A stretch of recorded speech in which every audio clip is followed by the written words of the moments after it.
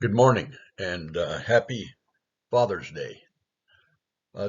My name is Jeff Fuller. I'm basically going to provide you an update of what we covered on the kickoff meeting, plus some additional information that I've gathered since then, so that you're up to speed on our planning and preparation.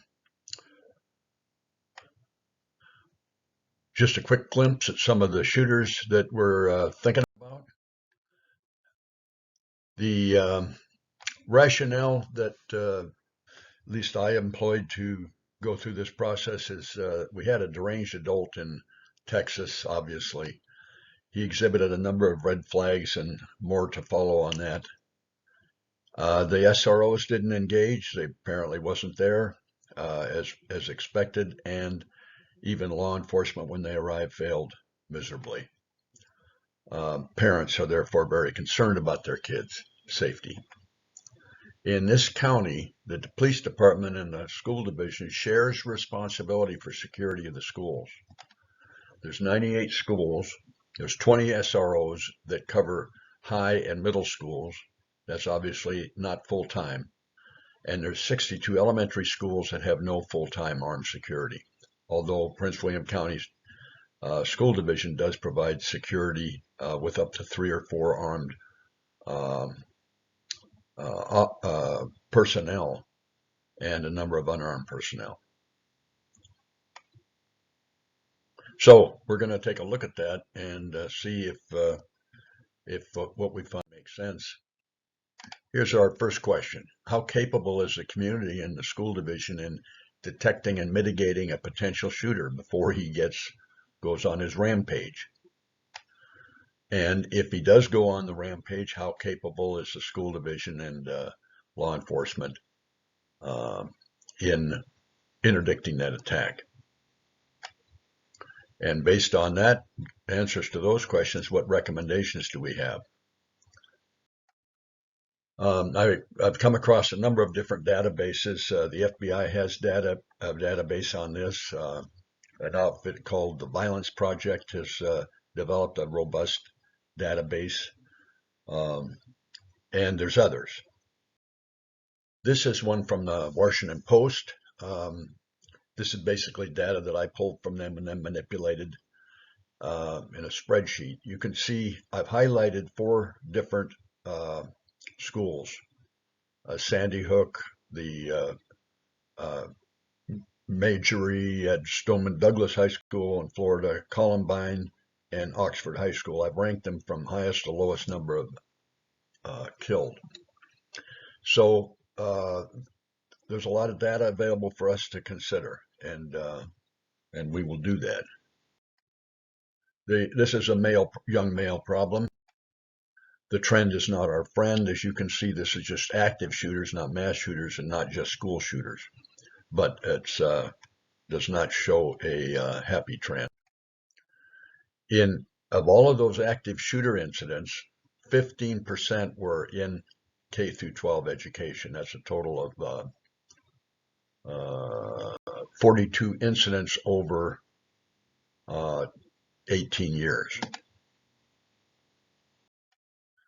The location of all of these mass shooters, this is another database from 66 to 20, 168 cases. These are mass shootings, which is 4 people or more killed. 11 of them were in K through 12 schools. Here's some of the mass shooter attributes. I don't want to dwell on these, but the one that jumped out at me is the 80% are in some crisis, either for years or days or whatever. As this shows, notice the time in crisis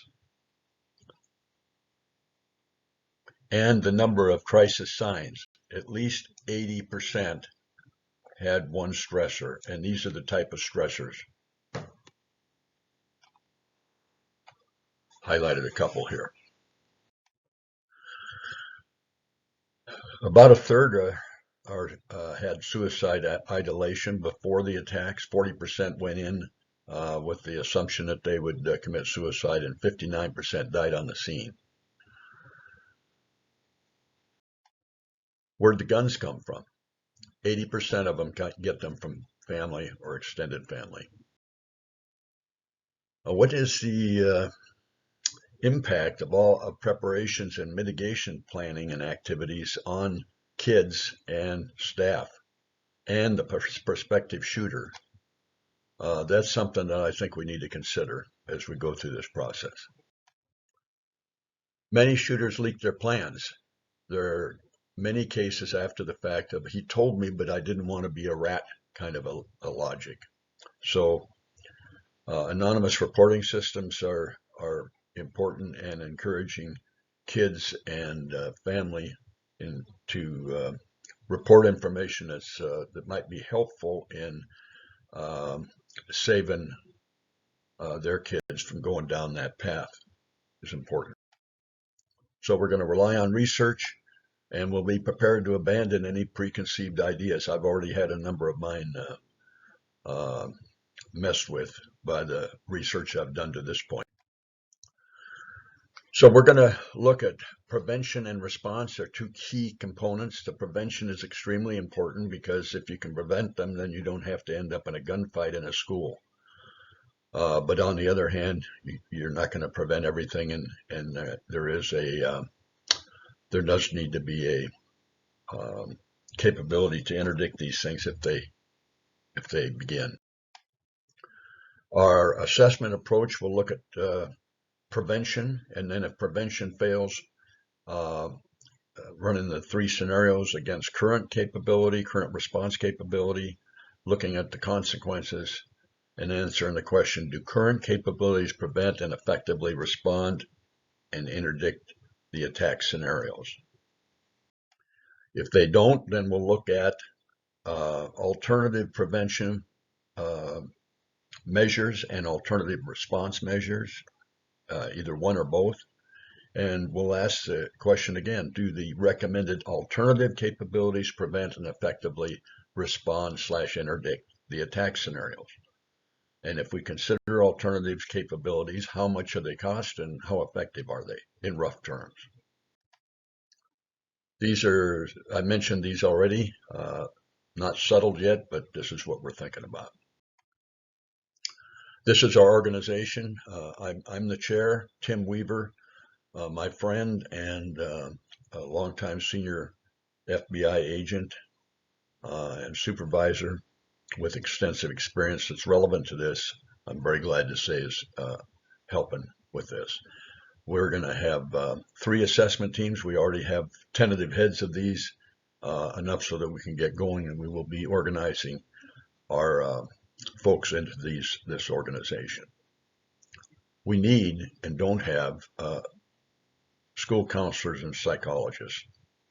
So I'm hoping we can find a recommendation to bring somebody like that into the fold.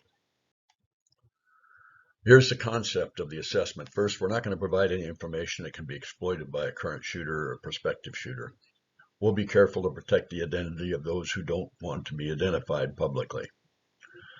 We will rely where possible on both the police department and the Prince William County School Division experts on this. And I've already begun a dialogue with the both, basically.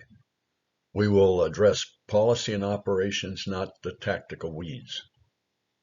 We will look at a typical high, middle, and elementary school as the target of the attack, and we will assess current capabilities against the 3 scenarios, and then we'll look at alternatives if we don't think the risk is acceptable. We hope to rely on parents to review and comment on our work.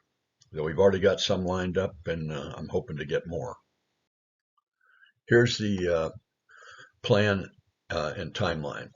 You can see we've got 4 major phases, and we'll put out a brief at the end of each, as well as a report at the end. The report is probably going to be a 10-page thing that summarizes our recommendations and findings.